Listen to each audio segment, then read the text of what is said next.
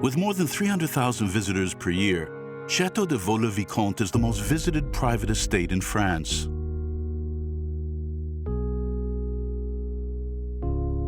"76 meters long, 33 meters wide, and 23 meters high, its total surface area exceeds that of Notre Dame Cathedral in Paris."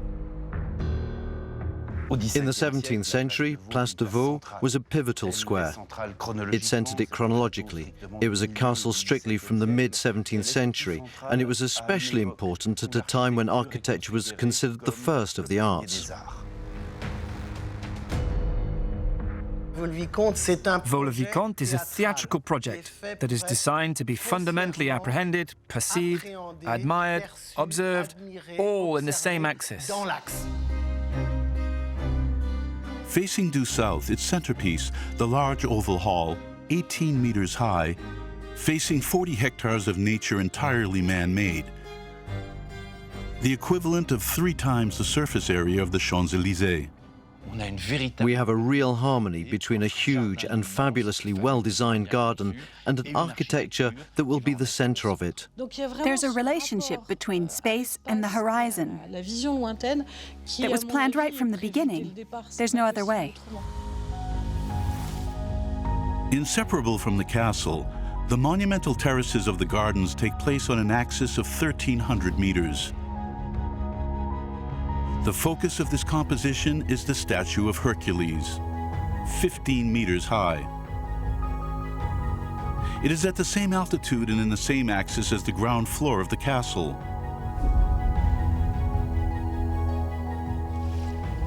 In between, the garden houses many buildings of often gigantic dimensions.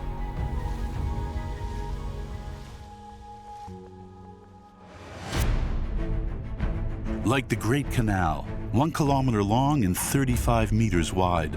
There is a will to modify the landscape, to structure the landscape that is just extraordinary. And where Vaux is absolutely fascinating is that there is a demonstration of power through this absolute modification of the area.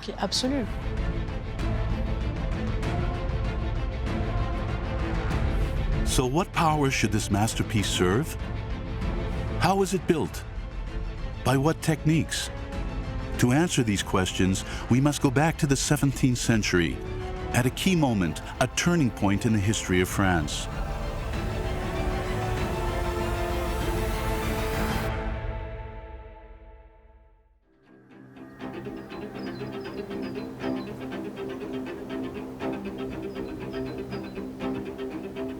The history of this extraordinary estate began in the middle of the 17th century.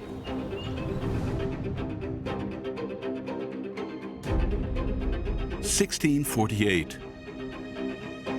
While King Louis XIV was only 9 years old, power was exercised by his mother, the regent, Anne of Austria, and especially by his prime minister, Cardinal Mazarin. The country is on the brink of collapse, stuck since 1635 in an endless and costly war against Spain. What that involves is a war on perhaps 6 or 7 different fronts on the frontiers of France. A military commitment of perhaps 100,000 troops, and a war which lasts. The state of finances is disastrous. France is bled dry and is chasing after money. There is a considerable monetary famine. In order to continue the war, the Prime Minister, Cardinal Mazarin, must raise more and more taxes. But in Paris, a revolt breaks out against the government. This rebellion will turn into a civil war that will last 5 years. For many of the kingdom's subjects, this conflict changes everything. Beginning with one man, the steward of the Paris region, Nicolas Fouquet. This is a very prestigious role, and it gives him responsibility for looking after food supplies, managing the army billeting in and around Paris, tax collection in Paris. And Nicolas Fouquet is above all an ambitious man. His ambition, which would give birth to the castle of Vaux-le-Vicomte, was inherited from his family. A wealthy family from Anjou, whose coats of arms still dot the facades of the building. So Fouquet in the old Anjou dialect means squirrel. That's why they took the coat of arms with a little squirrel, a little Fouquet, climbing on them. And hence this motto, Quo non ascendet? To what heights can we not ascend? To what heights can we not ascend? Fouquet knows the rebellion could slow his ascension to power. At 34 years old, Nicolas Fouquet must therefore make a radical and very political choice: support Cardinal Mazarin or choose the side of the rebels. He has to make that decision, and on that basis, his future career is going to depend. 1653. The rebels were defeated by Mazarin and royal power. In order to thank Fouquet for his unconditional support, Mazarin graced him with one of the most prestigious positions in the kingdom: Superintendent of Finance, the equivalent of a current Minister for Finance. The superintendent was the one who had relationships with financial groups that were very powerful at the time and did not trust the state. His mission as head of the country's finances is impossible. To find from the financiers the money that would allow France to continue the war against Spain. And for that, he needs a prestigious castle. Part of his strategy to reassure the financiers. When the good health of a kingdom is visible, the donors reopen the coffers. That was the goal of Vaux-le-Vicomte. There are many castles synonymous with power and prestige around Paris. But where to build your own castle? Fouquet owns a piece of land, the Visconti of Vaux, located about 20 kilometers from the royal castle of Fontainebleau. An ideal location that would allow him to receive the king and the court. But the work to be done there promises to be a daunting task. This ground, it's an ungrateful ground. It's a deep basin, it's at the bottom of a valley, it's a ground without a view, it's not easy.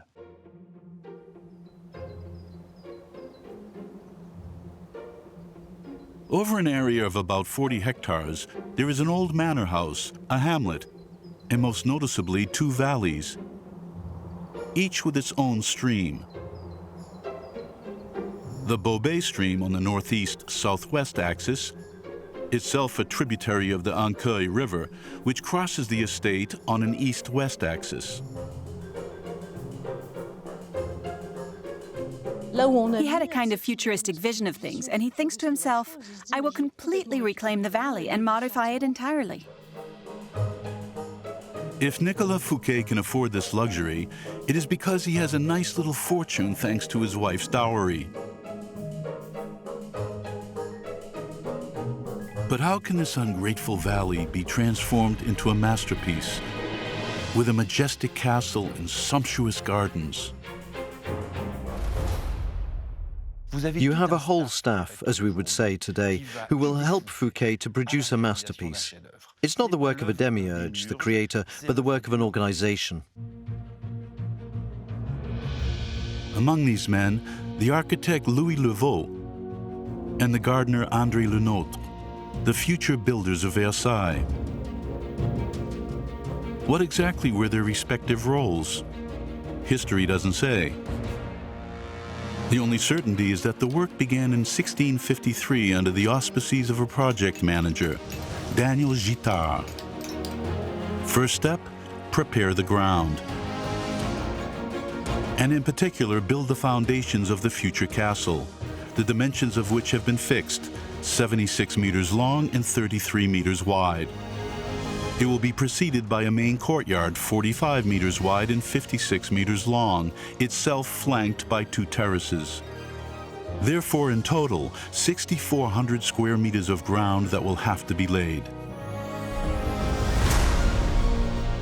But Vaux's terrain poses a problem. Situated on a groundwater table, it is full of clay, a rocky material that could endanger the building. The castle is founded in marlstone, and this has a particularity. It can dry very, very quickly, and it cracks. Therefore, if we do not hold in the water in the surrounding marlstone of the castle, there will be a cracking of the ground and a destructuring, which can lead to a degradation of the castle. How can a castle be built on land so sensitive to variations in humidity? The answer may lie in one of its most surprising characteristics. These moats with a medieval look have a total water surface of 7,000 square meters, a structure that allows the ground on which the building rests to remain moist. These are moats that have been bricked up and waterproofed with clay. It is an entirely artificial structure. What is very surprising is that the level of the moat remains permanently constant. Even in 2018, when it didn't rain for several months, the water of the moat didn't move at all, which may lead to the idea that there are many springs that reappear at the bottom of the basin, at the bottom of the moat, and that keeps the level constant. These moats may have had another use, a function witnessed by these arrow slits, unexpected on the outsides of a stately castle. Very clearly, these moats are equipped with firing stations. We must not forget that when the castle begins in 53, we have just left the rebel wars, a war that resulted in burnt castles, looted castles, families who have been worried because they were not safe in their homes.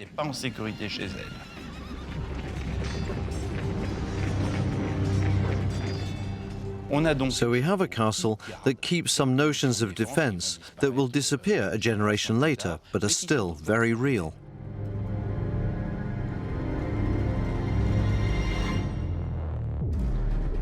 Along with the moat, the workers had to build the huge brick structure that would form the basement of the castle. 18 rooms spread over more than 1,500 square meters, including many facilities, such as kitchens and wine cellars. But which material should be chosen to ensure waterproofness and solidity at the ever-important base of the structure? Daniel Gittard, the main contractor, will find the answer very close by. In this region near Fontainebleau were a particularly solid rock outcrops, sandstone. We always have the hardest stones in the lower parts, since they undergo two huge levels of compression. And so the harder the stone is, the more durable the rock is, and it will not crack. But it has a disadvantage.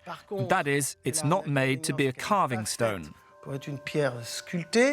Sandstone has this quality of being extremely strong, extremely economical, to not pump out water, and being a fantastically healthy stone.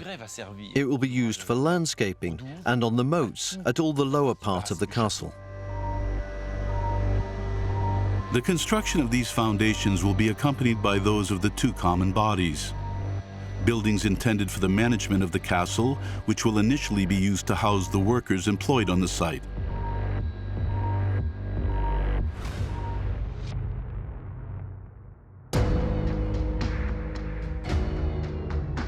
Among them, new teams are setting out to prepare the ground for the gardens. Everything still needs to be done.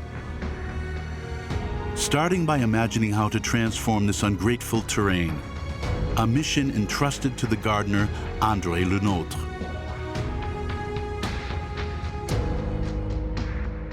Le Nôtre has a real ability to see the landscape,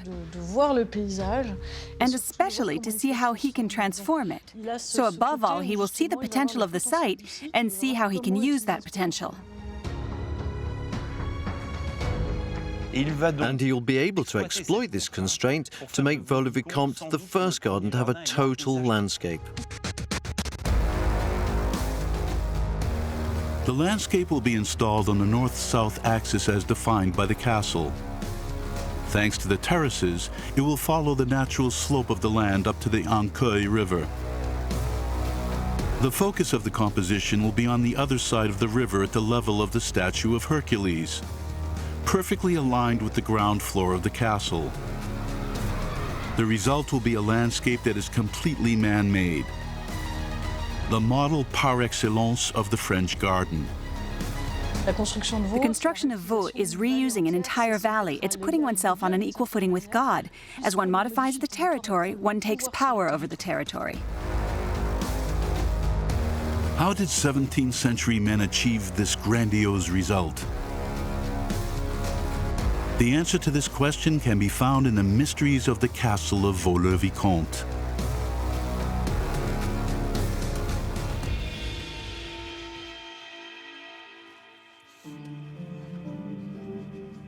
A few dozen meters from the castle, under the trees that line its gardens, a gigantic underground vault 800 meters long.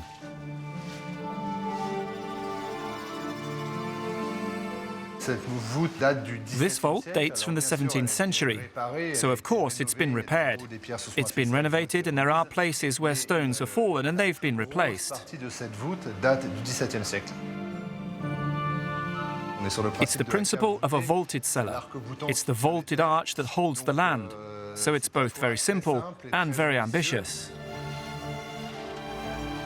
This work alone embodies the scope of the construction carried out in this field. It owes its existence to the first obstacle encountered by Le Nôtre in building gardens. From the moment it was decided on this perpendicular and a whole geometric composition on it, there's still a big problem. In the middle, there's a small stream, a tributary of the Ancoy that crosses, and we don't want it. This is Beaubay's stream. To divert it, the workers dug an aqueduct in the direction of l'Ancoy along the hill located to the east of the estate. Once dug, it will divert water from the Beaubay stream. In order to avoid its obstruction by plant waste, the aqueduct was then covered with this stone vault. A work carried out by hand by an unknown number of workers. Once the Beaubay stream has been diverted, the workers will have to reshape the slope of the valley to transform it into north-south facing terraces. But how can the design be accurately transferred to the site?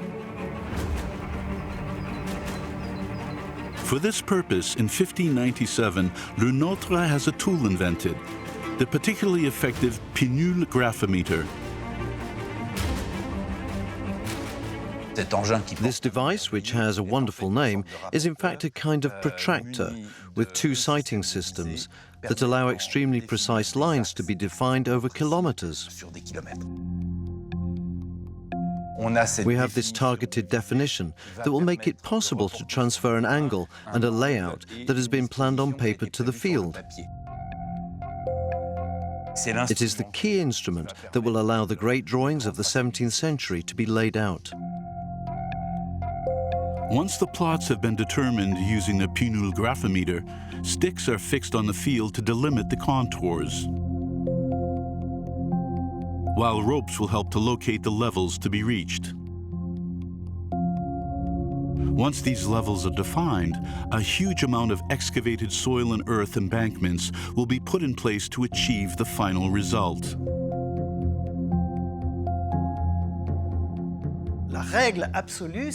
The absolute rule is no excessive displacement of land. That's the formula.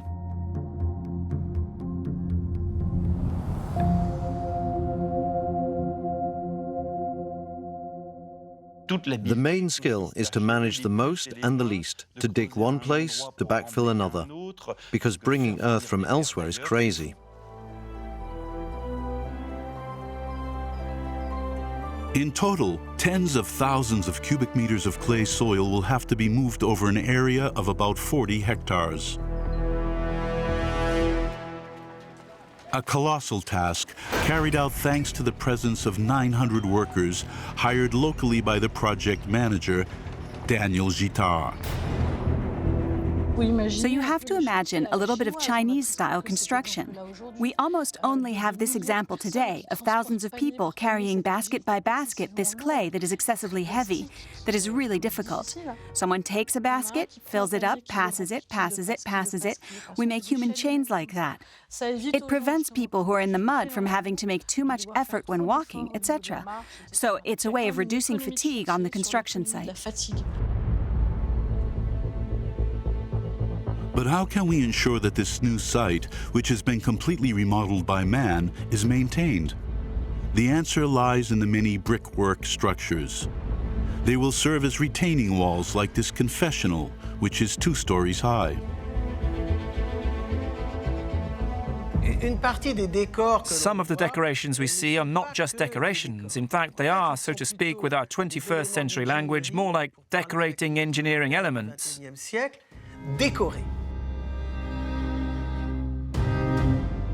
But all these gigantic projects will come at a cost.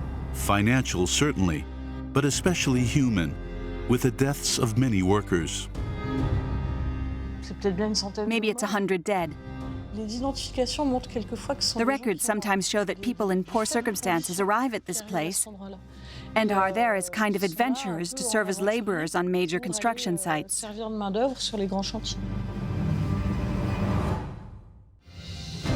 Nicolas Fouquet follows this major project from Paris, too busy trying to solve the economic crisis in which France is stuck. A crisis whose solution could, according to him, be the completion of Vaux-le-Vicomte.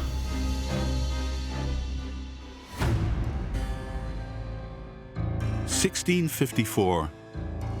Nicolas Fouquet has managed to find money to continue the war by gradually devaluing the currency. The idea was to get the gold and silver out of the piggy banks, and it was a technically very successful operation in 1654 with a progressive devaluation of this currency.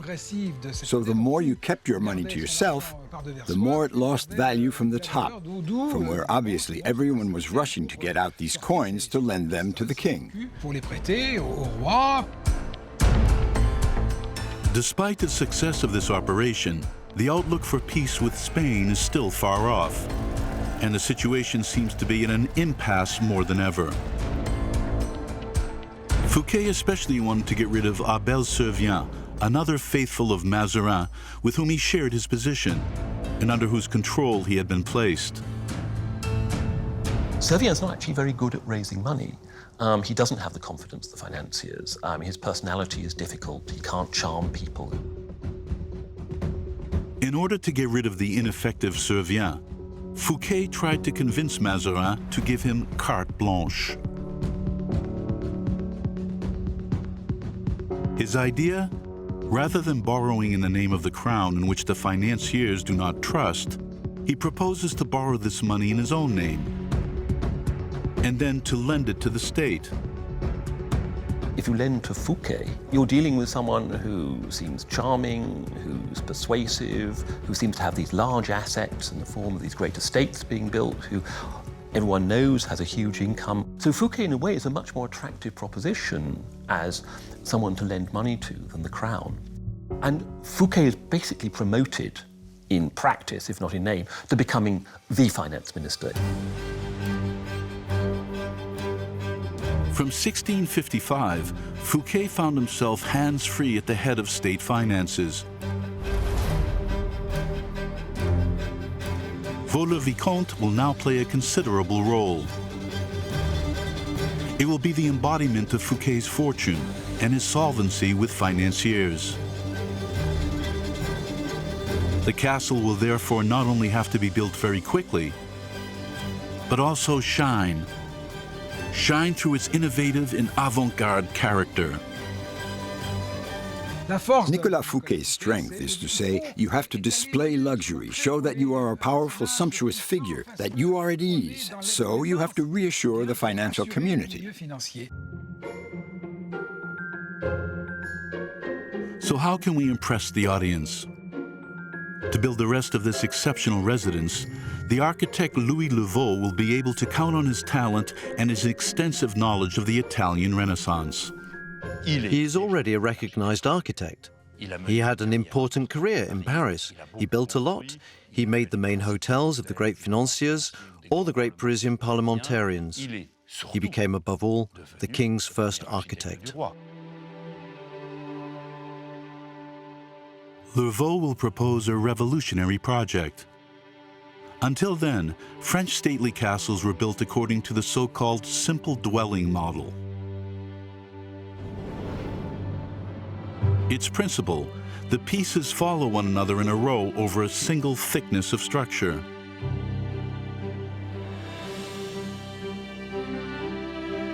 Vaux will have the idea of doubling this thickness, something that has never been done for a castle before. With this doubling, the rooms will now be gathered in a building twice as wide.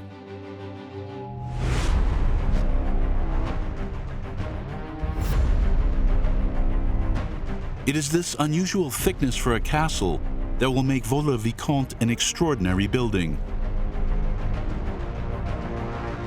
You have a huge architectural sculpture with a whole diversity of fantastically rich forms, fantastically dense in its volumes, in its sculpture. You really have reached a pinnacle there.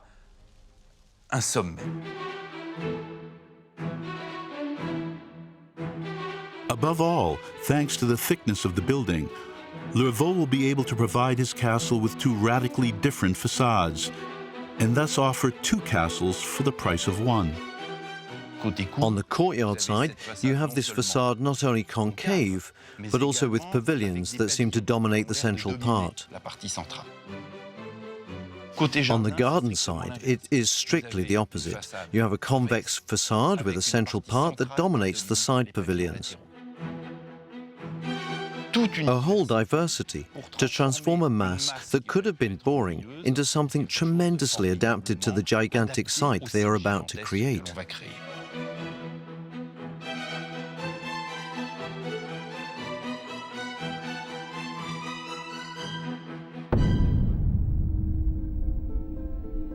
Thanks to this diversity of spaces, Vaux will create a unique architectural experience. It will start as soon as you arrive at the castle. We're in front of the north facade. The visitor will clearly see through three arcades the focal point of the garden. A statue of Hercules, which is actually located 1,233 meters away. We can't turn our eyes away from it. It's like a magnet, since there's a very interesting light from the south behind it, while everything here is in darkness. So already the gaze is focused by these three arcades. This theatrical journey continues immediately in the castle with a major surprise.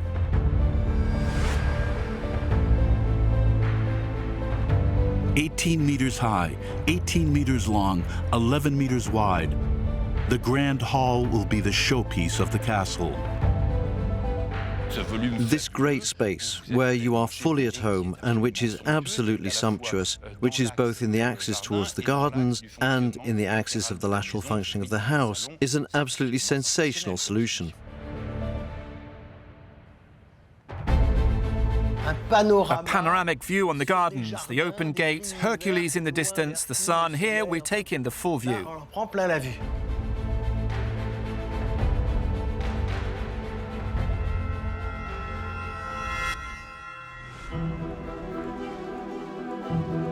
Vaux innovates on the outside, but the inside of the castle is just as revolutionary. With stately apartments arranged not on the first floor, as is customary, but on the ground floor around a large hall. On the west side, those of Superintendent Fouquet. On the east side are those intended for the king when he visits him. All the rooms on the ground floor will be arranged in a staggered pattern to facilitate easy access. As the reception floor is on the ground floor, Vaux will not create a large formal staircase, but two modest ones. One on each side of the vestibule. To these will be added service stairs at the ends of the building.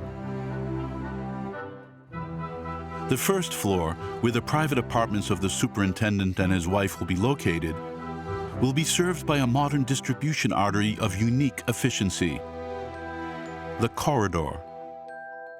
All the hotels in the world are made like this. Central corridor, service stairs at the end, main stairs in the middle, bedroom on the left, bedroom on the right and left. On y est.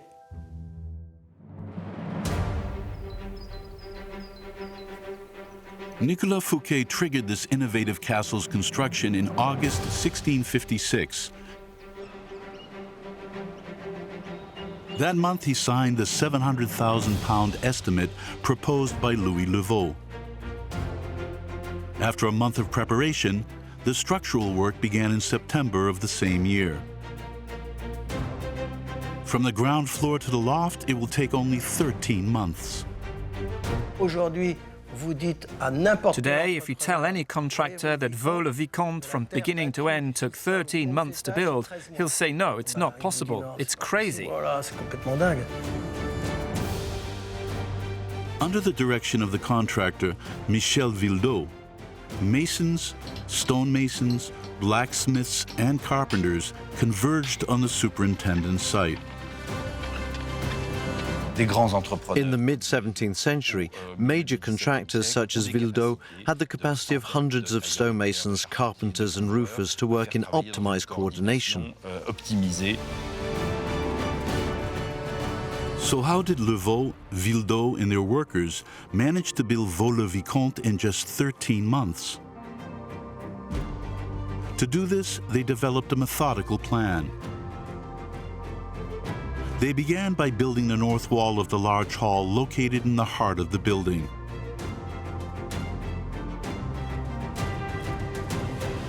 It's this wall that will allow the vestibule, the hall itself, and from there the stairwells to be secured.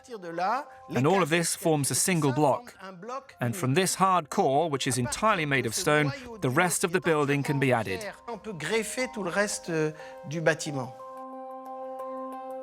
But which type of stone to choose to give nobility to the building?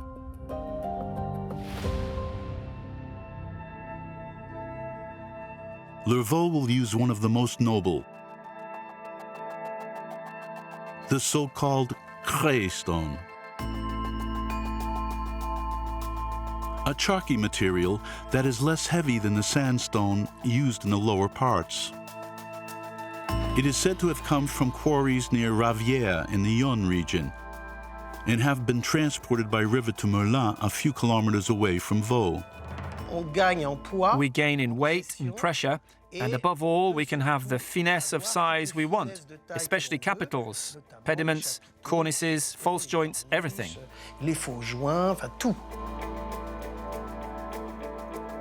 The most common construction in Île-de-France is a construction in plaster, mortar, plastered wood.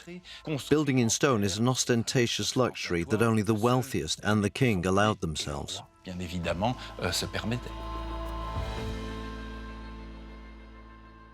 Fouquet wants Vaux-le-Vicomte to become one of the most beautiful residences in the kingdom. He is willing to go to great lengths to achieve this. Despite the initial estimate proposed by Levaux, the cost will soar and the superintendent cannot ignore it. I calculated between the garden and the construction of the castle, and it comes to about £4 million, which is a colossal sum. Fouquet normally only earns £150,000 with all his expenses and income.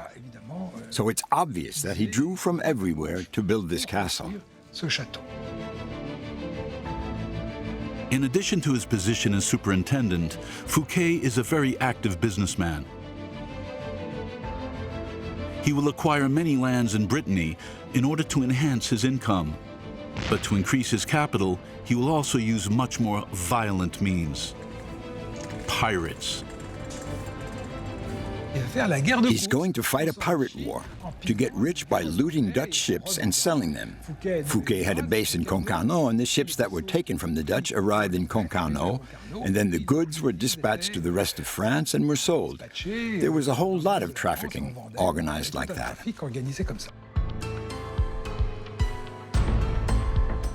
The Superintendent of Finance will also take advantage of his position to make money at the expense of the state by playing on the interest rates from which he borrows money. The superintendent will get rich by borrowing money at fairly moderate rates, 10–15% at that time. And then he will lend at higher rates to the state, which is strictly prohibited.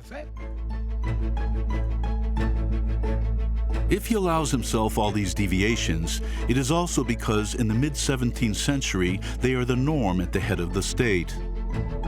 This is evidenced by the greed of the Prime Minister, Cardinal Mazarin. He seeks to rebuild the fortune he lost during the rebel war and does not hesitate to loot and cheat, including with the accounts of the state. Mazarin's thefts are charges, they're jewels, they are the titles, the lands, they're the boarding of the boats, the money trafficking. He buys land with the king's coffers, but doesn't tell the queen. He lies all the way.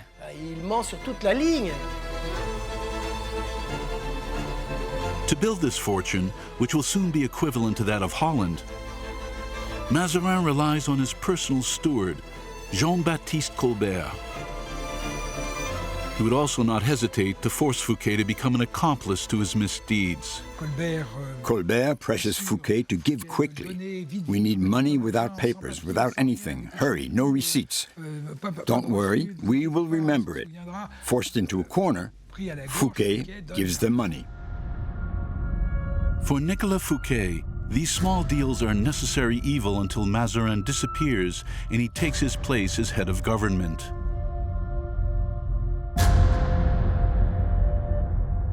With this new ambition, Vaux-le-Vicomte could be one of his best assets. Fouquet wanted to become the next prime minister, so he wanted to demonstrate to the king his qualities by the prowess of his project, that he was intelligent, that he had an extraordinary vision of modernity and innovation, and that these qualities could also serve the kingdom.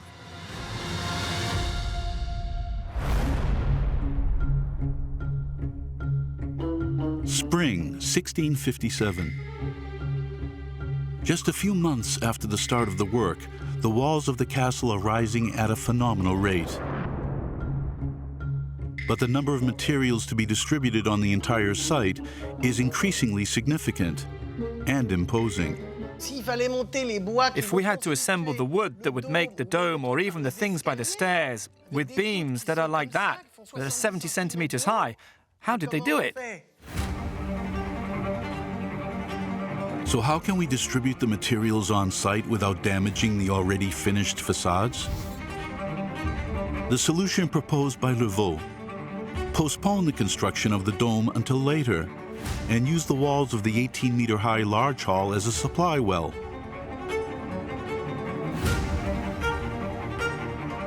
It is here that a machine known since antiquity is installed in the framework: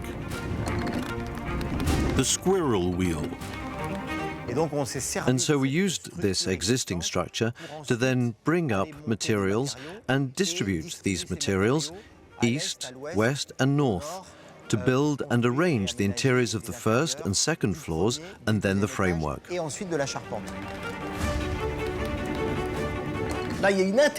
This is absolutely exceptional site intelligence. And once again, we have the best of the 17th century.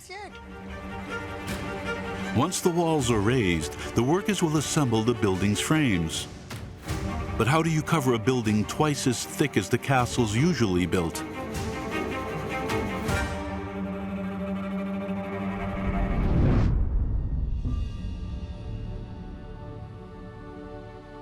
Louis Levaux's answer: the gabled loft. Instead of simple beams, the trusses of the structure will be composed of two beams. A solution that has the advantage of allowing the loft to be inhabited, but also of creating a tension with those of the rest of the building. You have a festival of shapes given to the loft. We have forgotten that in the logic of Levaux in the 17th century, the loft has the same value as a facade. Among these lofts is a treasure worthy of a battleship: the frame of the dome. Built on the ground, its elements have been assembled in height in the manner of a cathedral structure. I'm always admiring the work that was done, because in the end, the carpenter is none other than the carpenter of the local village. While work continues in the castle, the workers still have to shape the look of the gardens. Le Nôtre wants to create a landscape like we have never seen before. But how can we make ordinary terraces a unique spatial experience? The answer? A gigantic trompe-l'œil. From the terrace of the castle to the statue of Hercules that you can see there, you have almost a kilometre, something you can't guess from here at all. And even knowing it, you have the impression that it's 500–600 meters to Hercules. How did Le Nôtre achieve this amazing result? First trick, the landscape gardener played on the angles of view created by the terraces, which hide the differences in level and thus give the illusion of a flat landscape. The second step is to play with the shape of the garden's fixtures in the same way as its ponds. The further away they are, the bigger they will seem. Seen from the castle, they looked modest in size, creating the illusion of a much shorter garden. After having deceived the visitor with this false perspective, Le Nôtre will reserve some major surprises for its visitors. Invisible from the castle, the visitor will only discover them at the last moment. From the castle, we have the impression that the grottos are at the end of the garden, that we'll go down a few steps, that we're going to get there quite easily. But that's not the case at all. The reason for this? The arrival into the landscape of a gigantic canal 1 kilometer long and 35 meters wide. From the castle, we would never have suspected that there's a canal there. It was in 1659 that work on the Grand Canal began. To construct it, the workers widened the bed of the Ancueil River before building its banks. All this work makes Vaux a place teeming with activity. Activity that will attract the attention of Nicolas Fouquet's worst enemy. Si Colbert se rend à Vaux, c'est bien parce que... If Colbert is aware of Vaux, it's because he wants to see for himself the level of expenditure, to obviously highlight the misdeeds of the superintendent, who spends more than is reasonable and therefore plunders the state. Qui pille l'État. Colbert wants to expose the superintendent's schemes because he wants to take his place. So how can Fouquet be discredited? To this end, Colbert wrote a brief in 1659 for the Prime Minister, Cardinal Mazarin. A document in which he discusses the questionable management of the state's finances by the superintendent. The intermingling of private and public funds, the use of favoured cartel of financiers who are getting extremely good deals on loan policies, all sorts of general allegations, of course, of misappropriation of funds, with Vaux, of course, looming as part of this. So from that moment on, war is declared between the two men. Once the brief was intercepted by Fouquet's staff, the superintendent became aware of the threat hanging over him. How to react? By doing everything possible to assure the Prime Minister of his good conduct. But everything changed on March 9th, 1661, with the death of Cardinal Mazarin. To everyone's surprise, Louis XIV, now 22 years old, decided to rule without a Prime Minister. Fouquet and Colbert were kept in government, and the government now had no choice but to permanently take Fouquet out of the equation. For Colbert, this is really an existential moment. Sooner or later, all of this information about the accumulation of Mazarin's fortune is going to come out. Colbert wanted him out of the way, because he knew Mazarin's secrets. So he had to be eliminated. That's all it was, just that. Spring 1661, the plot was set up. The first step for Colbert? Reveal Fouquet's malpractice to Louis XIV. Colbert says, look, sire, the superintendent always borrows astronomical sums at extortionate rates. It is always the maxim of disorder that prevails. It is time for you to take charge of your affairs. Blinded by his own success, Nicolas Fouquet does not realize anything. In Vaux-le-Vicomte, in the opulent antechamber of his stately apartment, he is represented as a triumphant Hercules by the painter Charles Lebrun. He may feel confident enough by now. He is loved by the court. He expects Vaux-le-Vicomte to become a great cultural centre. He seems to have everyone on his side. Colbert must now convince Louis XIV to eliminate the superintendent. This was done on May 4th, 1661, with a decision to arrest Fouquet in September.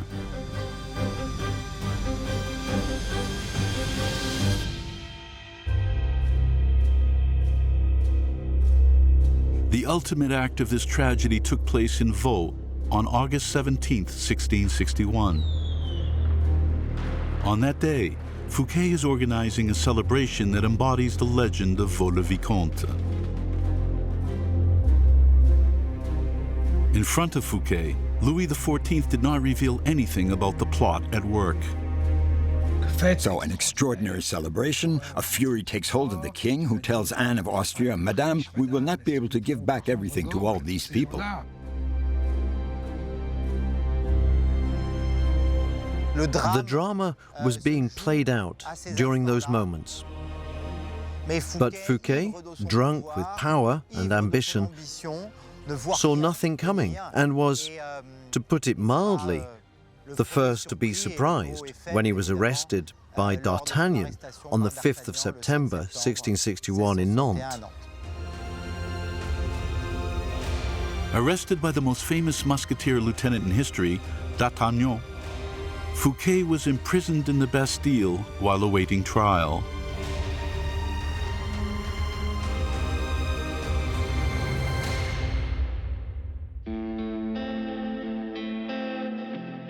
Vaux-le-Vicomte will be the collateral victim of the superintendent's arrest, as evidenced by the unfinished state of some of its sculptures.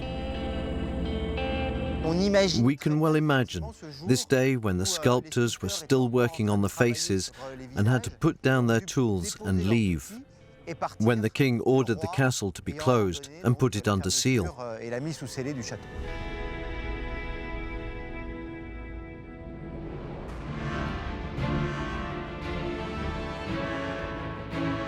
Vaux-le-Vicomte is a man's unfulfilled dream.